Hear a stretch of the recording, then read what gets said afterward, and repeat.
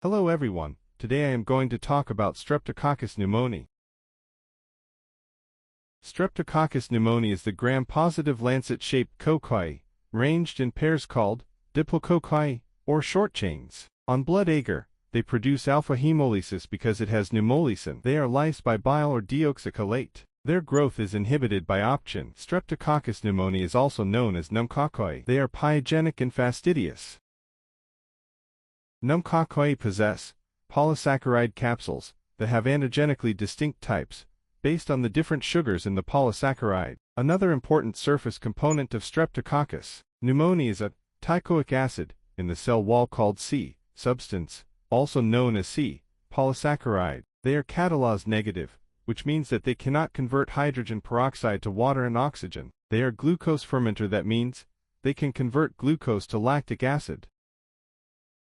For pneumococci, the most important virulence factor is the capsular polysaccharide. Lipoteichoic acid contributes to the inflammatory response and to the septic shock syndrome that occurs in some immunocompromised patients. Pneumolysin, the hemolysin that causes alpha hemolysis, also contribute to pathogenesis. Pneumococci produce IgA, protease that enhances the organism's ability to colonize the mucosa of the upper respiratory tract by cleaving IgA. Pneumococci causes range of infections, from mucosal to invasive diseases. Diseases include meningitis, otitis media, pneumococcal community-acquired pneumonia, sinusitis. The risk factors for infections are age less than 2 or greater than 65 years, underlying conditions, for example, liver, heart, kidney diseases, diabetes, malignancies, HIV, splenectomy, smoking, and alcohol abuse.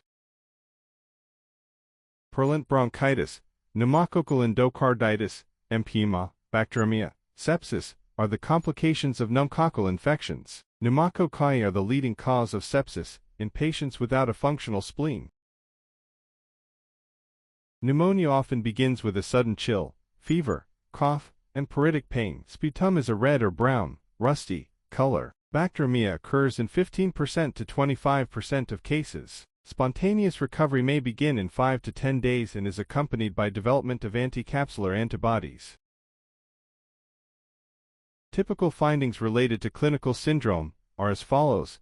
Meningitis clinical features are neck stiffness, headache, otitis media signs, and symptoms are decreased tympanic membrane mobility, or bulging membrane, pain. Otria.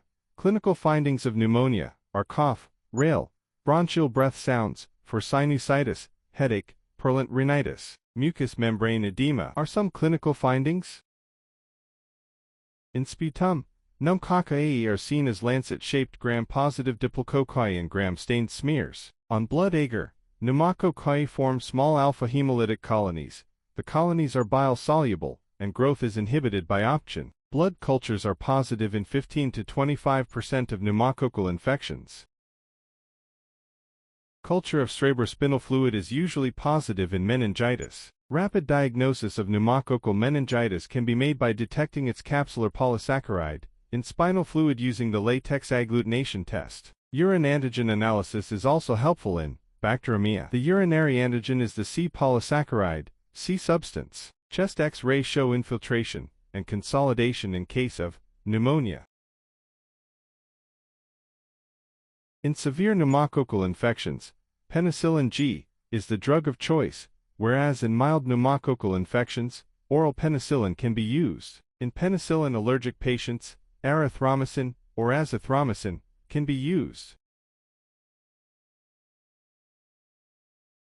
Vancomycin is the drug of choice for the penicillin-resistant pneumococci, especially for severely ill patients. Ceftriaxone or levofloxacin can be used for less severely ill patients.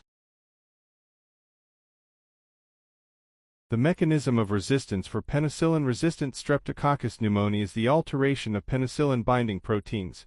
Penicillin is a bactericidal antibiotic, which acts by inhibiting cell wall synthesis. Mutations in penicillin-binding proteins result in penicillin resistance. Pneumococcal vaccine is used for prevention against pneumococcal infections.